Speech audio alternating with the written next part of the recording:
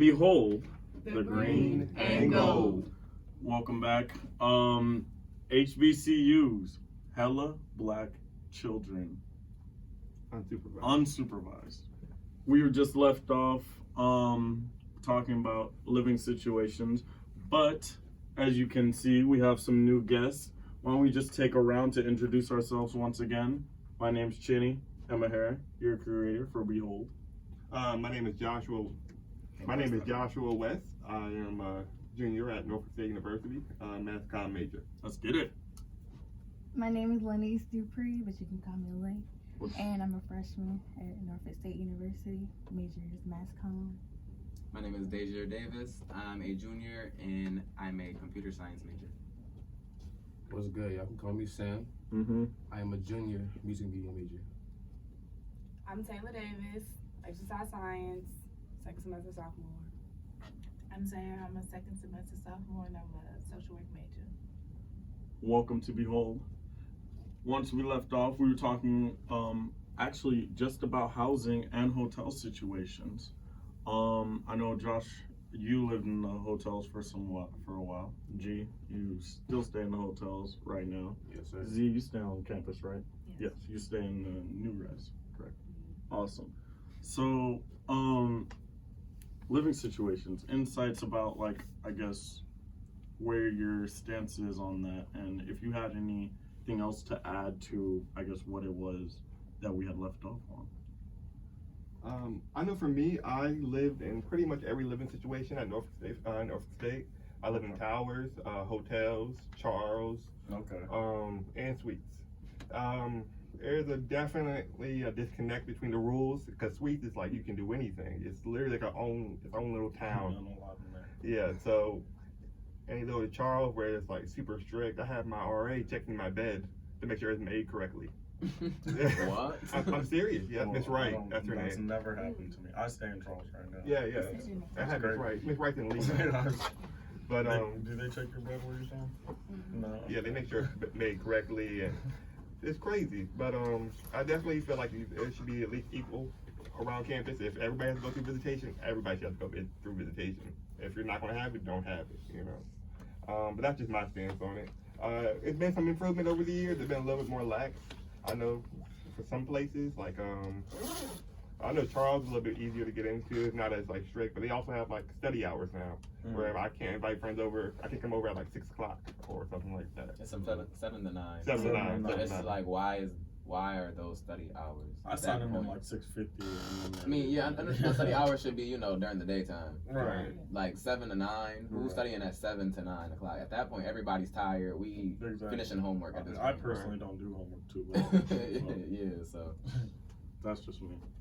You live in hotels right now, and do you drive as well? No. See, so what's that like? What's that like? Well, I don't know if you're aware, but they have shuttles. They go back and forth from the hotel to the school. Okay. But the thing with them is they're always slacking. I came up and pulled up to the hotel one day, and all 3 of the shuttles that were supposed to be circulating around were just sitting there. And one of the drivers was in the other driver's car just sitting there talking the whole time. So I was sitting there waiting at the stop for about an hour, and it's supposed to be circulating around every 30 minutes. Only to come to find out that this is why, Just because they chilling. Yeah, they just they chilling. They chilling for sure. You're actually supposed to be doing your job, but I guess it don't work like that. And you guys don't get access to the caf when y'all need it. You have to order food and stuff. You guys get access to the kitchen they have in the hotel. They got free breakfast? No, they don't even have breakfast. Oh my god. They don't even give breakfast at the Oh my god. No free breakfast. So so all this your food come out your pocket. You don't have a meal plan? Unless I somehow make it to the caf and I gotta buy food. Yeah, that's only if the shuttle's on time. Exactly. Right. And I'm sorry, how far is the hotels from here? Yeah, that's a good question. It's 10 minutes for. Yeah, driving.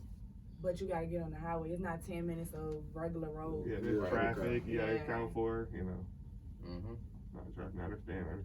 And it's even worse trying to get to the school for the dinner or whatever, because there is a shipyard traffic going back and forth. So I was in the shuttle one time stuck in traffic waiting for about an hour as well, getting to and from. On top of that, waiting for an hour just for it to get to the school. So, yeah, What are some pluses of living in a hotel? visitation. Okay, yeah, there's no rules on visitation. No. Right. Like as long as you Y'all know. in this visitation. Do they I mean- do they clean your room up like a regular hotel? How does it work? If they not slacking, like okay, if we being real, yeah, they're supposed to do that. But I think because they know we're students of NSU, they'll kind of slack. So they're supposed to clean out the rooms every Thursday of every week. But some will just go in there and empty out trash and leave out when they're supposed to restock the towels, like give you more soap or whatever. Like, nah. Okay. Where would you like to live at now? Like, what would be your ideal place? Bro, to be honest with you, I would settle for Charles or anything like. I'm not even tripping about Oh, Suites. Charles Squad. Yeah, like, cause I was there before, and if I'm being real, a lot of my people are over there, so you know I do music and all. It's just easier for me to network and talk to everybody in my area. Okay, good. Living situations can be tough. Terrible, in fact. I stay in Charles, so I like it for what it is. Sometimes it looks like a jail, other times it's like home. But you, Josh, you know what I mean. Yeah, no doubt. I like our building. Honey, I love our building. I I like cannot our wait to building. talk about the lofts. The laws? Yes. What you mean? I live on the 4th floor. I'm in a Oh, penthouse. yeah. Okay. Okay. Yeah, I'm gonna say I don't get all that. Y'all have lofts? You ever seen Yes. RA's rooms before? Yes. Yo, Now that's a them lot jokes for is real. crazy. Now that's, Y'all saying? But are we doing complaints?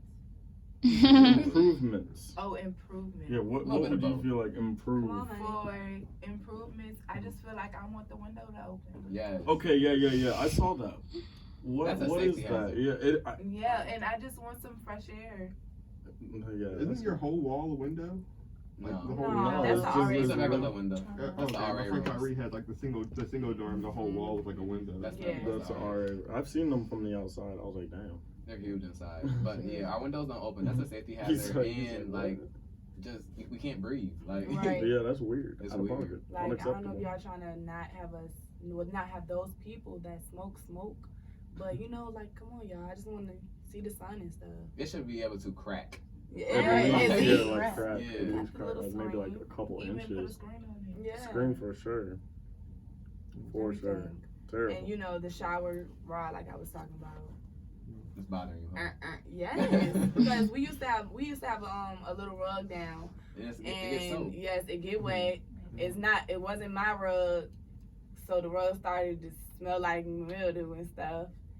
So they scooted that bitch over. It's good. It's good. What- Don't worry. Just keep So going. they scooted it over. Mm-hmm. Y'all cut it. I don't want them to see it. Let's But see y'all, that- so now yeah. we don't have no rug, and so the floor just get wet. Y'all, the Oh. floor is Yeah, I feel turning like it's yellow been around drained. how far it be wet, like a line or like. Oh no. It ain't dirty, dog. It's just like I think it's going through the floor. It is. So it's turning. But my dad said that's gonna cause them some like roof problems. Yeah, Something some about- mold. Eventually, it's gonna start cracking the tiles and they're seeping through. So Mhm.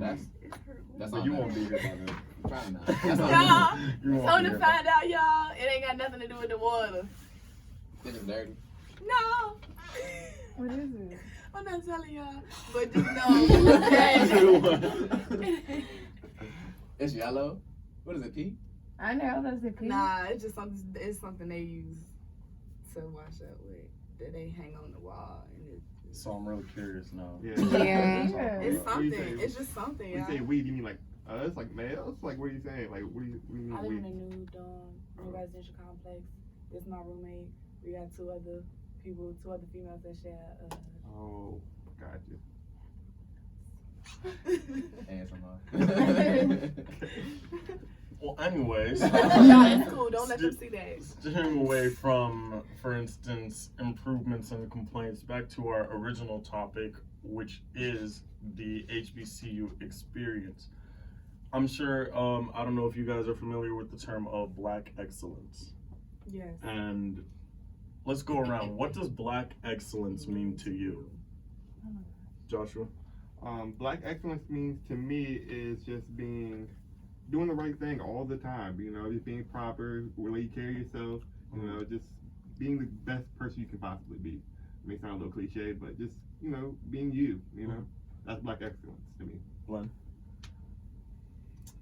Black excellence basically is the same thing that he said, but I do have a question though. As for Black excellence, so like some of the events that goes on campus, what do you feel as if they could do, like towards Black students? Like, what type of events would y'all like to see? No, that's the question. Dang, I'm stuck. I would say like a Family Feud type of Like thing. game nights and stuff. you Yes, mean? but in a way, I don't know how to. You know how they be having the little game spots? It just seemed like No effort. culturified, but not really. Okay. Like y'all, I don't know. Like we gotta find ourselves now. That's I see what you're doing. No, I see what you're doing. something not working. I Um, don't know Black what to excellence say. for me. So honestly, I feel like the world is against us as a whole. Black people in general. So us thriving and, you know, graduating, getting careers, getting jobs, becoming millionaires, making our own businesses, I think that as a whole is Black excellence. Just us being better people and proving people wrong. Mm-hmm. I kind of agree with that. It's funny you said that because I'm actually starting something in order to uplift our Black community. Starting a club Yeah. on campus? Well, did I tell you what it was? No. No? I don't Okay. know. Well, This is your time, free advertising. Let's go. all right. So look. So That's it, I'm right. actually about to start an organization called Tribe, right? Mm-hmm. And the purpose of it is to uplift and better the Black community as a whole. Because I think it was you that said that pretty much no one will truly see the good that's within the Black community The world is against us. unless we are the ones to put the first foot forward. Right. So what I would do, well, let me start by talking about Tribe. What gave me the idea in the first place was the fact that we all attend the HBCU, right? Right. But we celebrate Greek life. Now, there's nothing wrong with that. That's cool, because the Divine Nine and, you know, all that Right. stuff. It was Mhm. it was pretty much meant for that, but it's been a little twisted and Mm-hmm. disfigured as the years have gone on. But That makes sense. yeah, so what I would be starting Tribe is I would have events like we could go out and actually help the Black community, start fundraisers Mm-hmm. so that we can help those in need. My time here in SU, I've actually met a plethora of people who have either been homeless, like, you know, they just need help financially. Like, I would want to be able to give back to those people who are truly in need, because at the end of the day, if we don't have our people's back, who else will? You know what I'm saying? Because, like you said, the world is against us. Mm-hmm. There are so many things that have already been set in place in order to guarantee our failure. Mm-hmm. So how else will we stop that unless we, you know, take it into our own hands? Okay. Taylor? Mm-hmm. Black excellence. Can I let my friend go? Yeah, no, go ahead. What do you got? What you got? I would say Black excellence is something like Jazir said, but more like just showing who you are. Mm-hmm. Just because of the fact that yes, we are Black and people do look at us differently. Everyone doesn't have an excellence. Mm-hmm. You know, everyone doesn't put excellence behind their ethnicity. Like, you know, they don't Mhm. want to label it like that, but I find it nice that we do. Mm-hmm. And it's just something to prove to yourself. Right. Would you say Black excellence is, you know, something to strive for going to an all-Black school? Of Yeah, course. of course. It's for not, sure. I mean, everywhere. Right. Yeah. Okay. So in terms of just HBCU, you know, culture in general, you know, I know I'd say if I was an outsider looking in, I'd be super fascinated as to what goes on. You know, like just to like why this is in play. Like we know why it's in play or why it has been created, but it's like what is the I guess main experience of it. You know, I'm pretty sure everyone here has had an encounter with Black excellence just being on campus as a whole. You know, you feel a sort of connection to the people around you because you guys, you know, you're all on the same boat. Everyone around We you all is on trying the to get same. to it. Everyone's trying to get to it. Everyone's here with a purpose. Granted, you know, even if they are slacking off in class or sleeping in class, whatever, you know, We there. we're still there. We still there. You know, so you know, going around like let's say judging from like an outside perspective, why would someone take the time to fund or go to or participate in anything HBCUs have to offer. Let's say like if you were on the outside looking in, because you know Desir, me and you were transfers, you know, so it's like we came from non-black schools, just decided to move to a black school. From the outside in, I was like, okay, this is something that I don't have back home, back in California. So it's like, what I guess attracted me to it was maybe the sense of community, or just the fact that, you know, I just didn't have this. Oh, so definitely. like from an outside perspective, what would you say, like looking at a HBCU, without seeing any of the memes, without seeing any of the online, because you know the media is crazy. Media is for sure crazy, and the way they set up black people to look like is just sometimes can be crazy. In terms of like, you know, mass media, like pop culture, like, you know, our group here is some media experts, and I'm pretty sure we could say that, you know, just being on social media, for instance, for hours on end, we see some type of negative stereotypes and positive stereotypes as well. So from the outside perspective, I guess looking at a black school, what do you think that would look like? You know anything? Well, I like to say, every time somebody asks about my school and going to an HBCU, I always say, you know, this is the only time in my life where I'll be surrounded by black people that all have kind of the same goal to be successful. All are smart, all intelligent, all taking classes, all have a goal. It's the only time in my life where I'll be like, I feel like I'm the majority. Like, cause I live in Stafford, I live in Stafford, Virginia. My exit has like a racist flag. You know, the Confederate flag, right? On my exit. I know the guy that lives there. You know, so when I go home, I'm like, whoa, there's so many white people here. I'm not really used to it. I go to HBCU now. And I love the sense of community I get here, you know, just being surrounded by just my people. Mm-hmm. Yeah. That's what I really gotten out of it so far. Mhm. But Let's say for like maybe for like a white person that would look at a HBCU. yeah, you yeah, know? they'll look at it as just a party school. We're just coming over here to do nothing, or just go here to smoke, or something like that. Or it's really ignorant when I hear from like my friends back home, like, oh, Josh, you just go there to have fun. It's just a vacation They just before think you. we're not gonna make it. Right, you're going to. You're not really doing nothing. I hear that a white lot. person in here.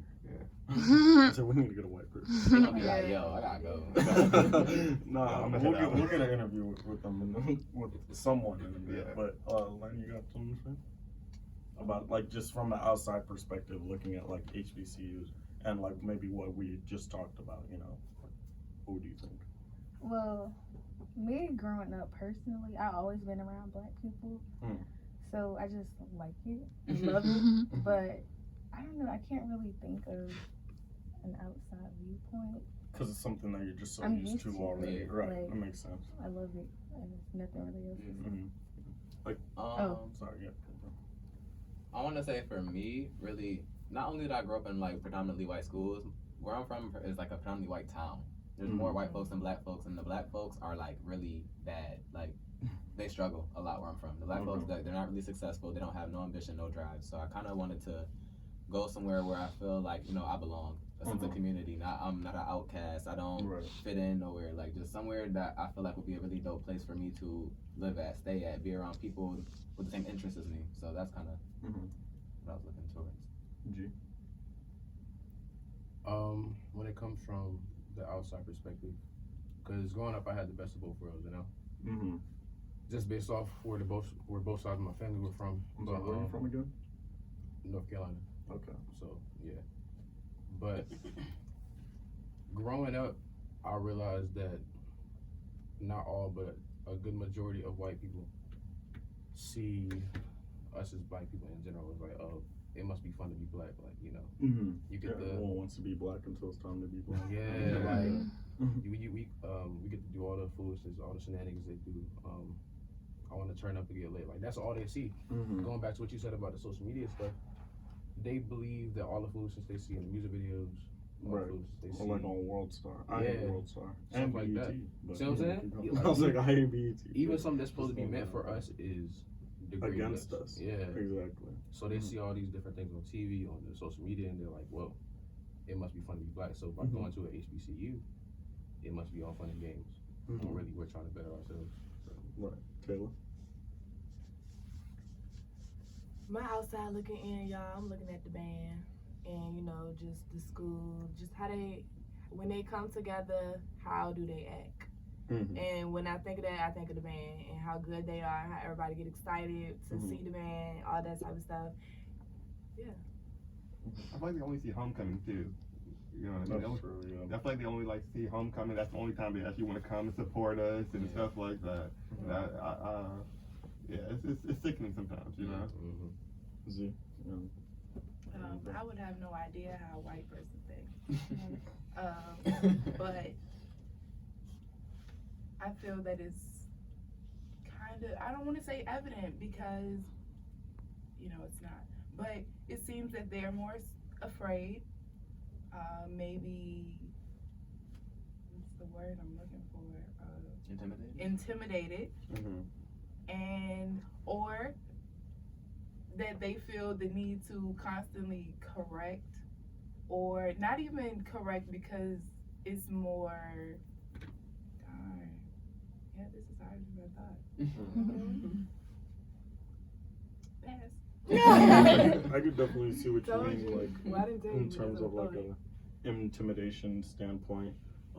Like growing up where I'm at, I am surrounded by a lot of diversity. You know, I see every ethnicity every day, at least one Oh, you person. do every here? day. No, Oh. no, I don't. No. I'm saying back home. Oh, okay. Back home, I would see every ethnicity at least once every day. And you know that's you know something that I just got accustomed to. You know, and I've been up and down the East Coast before, so it's like I know how, in a sense, non-diverse it is on this side of the country. And I've been outside the country as well. You know, someone told me the other day at the Greek Life organization fair thingy, they were like, look around, you'll never see this many black people in one place again. I was like, you ever been to Africa? Right. Clearly not. But that's true. You know, in a sense, he did have a point. You know, you'll never see when I was in Africa, it was Africans around me. You know, completely different. Can I say something? Yeah. We are emerging majority, y'all, so we about to take over the world or whatever, and it's really up to us to, like, we here with all the black people, like y'all saying, but you with the black people that's in the same thing you in. Why don't y'all go and make a business, and then you got all these black people in the business, and you with all the black people that you thought you'd never see. But a lot of black folks don't support black businesses. That's what I'm saying. It's up to us. Like, you have to make that change. Like, you have to. And I think a lot of black folks see it as competition. For sure is Yeah, I would say it's competition. pricing. It's what? Pricing. Pricing? A lot of black businesses, they tax. Yeah. Yes. And they're unprofessional. Yes. Very. But like, yeah, let's start with us, y'all. Yeah, Okay. we'll try. It's like- We'll try a Popeye chicken sandwich over Uncle Ben's chicken sandwich because it costs a little more. Uncle Ben's. Yeah, it's like a- Yeah. Okay. I was like, You know what I mean? Just But do y'all know, why do y'all think that is? Popeyes too. No. Or- Why do you think? Why do you think? I thought you were still on Popeyes. Anyways, why do I think Why what do you is think black people tax on that stuff that they make? Because I feel Black like folks it's are very money hungry. We feel like we need to get it. yeah. okay. So this is a pretty negative stereotype. So I'm Nigerian, first generation, and we are technically known as the Jews of Africa. The what, Africa? Jews of Africa. Oh, okay. Money hungry Okay. as hell. Like, don't nothing happen without money. Mhm. You go to a ceremony, they're literally passing. It's not church. They're passing around the bucket for you to put money in it, just to donate. You know. So it's like when you go back to, let's say, for instance, black businesses, and you said they're taxed or they're priced really high, and like, let's throw an example of a business out there. Like a t-shirt. A t-shirt, let's say a black man selling t-shirts. You know? I support black businesses. I You mean, know- support black colleges. Yeah, something like that. Why my personal idea of why maybe it's so pricey or something might be so high is because, you know, they don't have all the resources, for instance, a white business would have, you know, and they gotta maybe make up for that. Trying to kickstart it. Yeah. And they gotta make up for that in terms of, you know, but it's like, okay, let's say for instance in our school, Do you feel like maybe it is a little bit expensive to come here? Like, what do you mean? And like, do you feel like it's like more pricier than? Yes. For a fact. I went Mhm. to Tropical Smoothie off campus the other day. Their off campus Tropical Smoothie costs more than, it's cheaper off campus than it is on campus. Really? Mm-hmm. That's interesting. I feel like, colleges in general, I feel like are money hungry. Oh, yeah, Yeah. definitely. Just Yeah. colleges in But that's general. something I realized. Like, the smoothies there are like 3, 4, something. So it's Here like, it's do you 5, feel 6. like, colleges? Okay, we all know college is expensive, and then do you feel like going to a black college is like there's no exception in terms of like what you're gonna pay for, you know, things like stuff like that. For instance, Tropical Smoothie. Repeat that one more time? So like, okay, we all know college is expensive. Yeah. And we know black business is expensive. Yeah. Let's say HBCUs, would you consider that a black business? Yes. Oh yeah, College is definitely. college is a So- scam, but it's Okay, yes, exactly. And we know, so in our topic was, you know, black businesses are charging, you know, a little bit more, or Yeah, they're right. a little bit more pricey. Was that the word? Mhm. Pricey. Do you feel like that's the way in terms of HBCUs versus, you know, regular or just non-HBCU? No, because some white schools cost more than. Oh yeah, for sure. HBCUs. Like let's say a Am bigger I answering this correctly? I don't think I'm. No, yeah, I mean, it kind of like, let's say a school at the same, like, because obviously you got like super huge universities, Like that are Yale, gonna charge, things they're like gonna that. charge like Okay. an arm and a leg for something like that. You know, do you feel like in terms of, I guess, just things on campus, like they're more pricey than they would be off campus? Obviously, in your example of Tropical Smoothie, that was the case. You know, do you feel like anything else other than that would be, I guess, in a sense, more expensive? I think so. I don't know. I think so. Do you have something to add to, or not just that, but previous discussion I saw you had? Oh no, I was just gonna say, for the whole being expensive thing. Let me ask you this: for those of you in here that would want to start your own business, would you not want to price your products at what you think it's worth? That's what I was trying Yeah. to Yeah. get out of the Yeah. question. Yeah. So it's like, I don't think it's more so we're too money hungry or anything like that. I think it's just Knowing your It's worth. their art, yeah, yeah. like it, Higher honestly, quality. if you want to put a product out, you're obviously going to price it at what you think or what you know it should be priced at. Right. Or what You it's don't want worth. to sell yourself short. You know what I'm saying? Yeah. For sure, no. And then the longer they might be buying by the book and they need it at that price to buy the next book or whatever. Exactly. Sell them, yeah. I feel you guys. So, just something else to kind of just float in the air, going back to the original question of just black kids unsupervised life at HBCUs. Any, I guess, for people, let's say for people who don't go to HBCUs, like any, I guess, for sense, insight, word of advice that you'd have to give about HBCUs? You know, just, I say we just go around, talk about it. I'm ready. You agree? I say I wouldn't have any advice to give. You're here for a degree. Oh, this is advice, huh? So you're here for a degree. You're in a community with a lot of people that look like you. It starts with you. However you want to perceive yourself, your reputation, or just whatever you give off, that comes from you. If you want people, just do everything. Everything that you want to do starts with a small choice. Choose wisely. That's it. Do you feel like a non-black student would be as accepted or like socially, what's the word I'm looking for?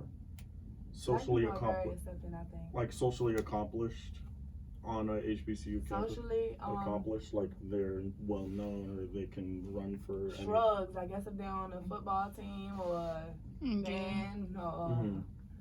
Like, so theater. so they could still do it. They could still do whatever it know, is they want to do. Like, for instance, it doesn't even need to be like a white person or an Asian person just to come onto a campus like ours. You know, they could still do whatever it is they want to do, we have an right? Asian on campus. He has a black girl. Asian. And she kind of looks Asian too. Yeah, I definitely think it's an even playing field when it comes to college at the HBCU. You know, I think so too. Yeah. Yeah, it's definitely an even playing field. You know, there's no, white girl in class or something like that that's gonna say, hey, you know, she gonna get a better grade or she gonna pass whatever, because because she's white. It's white privilege. No, we're on the same playing field. What you get is what you deserve.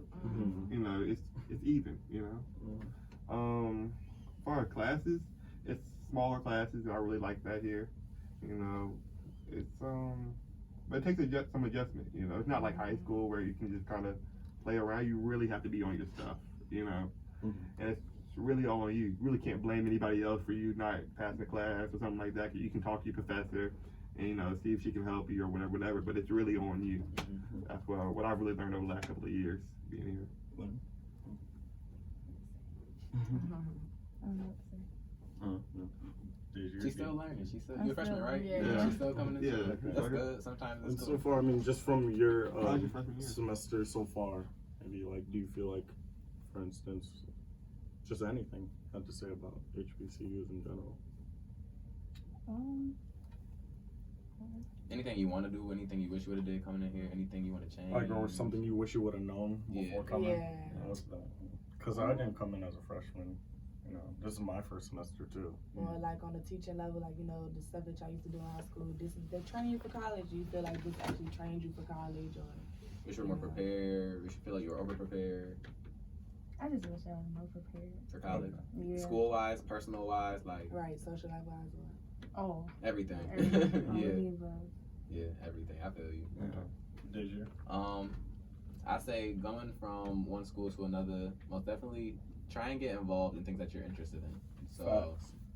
you know, you meet more people like that. Like, a lot of people are like lonely coming into school, like transfers, freshmen, anything. They don't really know a lot of people, especially if you're out of state or just aren't even a social person. Just get involved in organizations or join groups that you are really interested in, and make college the best thing that you could do. Make the best of it. One thing I would say is going back to what you were just saying, and actually you said the same thing too. But network, make sure that you not just friends, but make sure that you meet enough people on campus in order to make mistakes and learn. Because Right. you said you felt unprepared coming here, when the reality of it is you're never gonna be prepared walking into a new situation. You know. For sure. So it's just like the more you go around and get into different situations, not bad situations, just like like experiences, really. exactly. The more you do that, the more knowledge and the more wisdom you'll have going into your next year. Because all of us coming here to college, obviously we're trying to get a degree, like you said, but we're actually just trying to figure out how life is going to work in general. Because this here is just a condensed version of what you're going to find in the real world, you know? Super condensed. Yeah. So just make sure that, one, you take everything you learn with a grain of salt, and also you just strive to be the best you as you can be. Also, it's like, you know, you're getting a good degree, piece of paper, but it's like, how are you really going to apply it? Exactly. Because I know people with degrees who don't have jobs. Who don't even use it, right? Who don't even use their degree in the field they're working You have to have a plan. Z, you got something to say about Les? I would say be patient with yourself. That's Pace for a fact. yourself. Mhm. Understand what you want from yourself. Understand what you came here for. Myself, I took a semester off before coming to school because I knew that school was not for me at the time. Right. So I feel like just do what you know would best benefit you. Don't allow someone else to tell you what they believe will be best for you or what they think that you Influence you. should do, you know, because they're not living your life. Therefore, if you take someone else's advice, you turn around and do something that someone else told you to do and it works out negatively for you, you can't blame this person. Exactly. You 'Cause can that was only, the wrong choice. yeah, you can only, you know, look at yourself, evaluate what you should have done, because now you're looking at it like, I could have did what I wanted to do. Right. I Exactly. turned around and did what this man or this woman told me to do, you know, even if it's your parents. Right. And I think You like a know? lot of these are like the same kind of life lessons that you'd learn no matter what university you go to, not just so much HBCU. Can I have something else to say? Yeah, no. You know the little statement that he said that, you know, these well, maybe you said maybe you did the best 4 years of your life. Yeah. I just was telling my daddy that, right?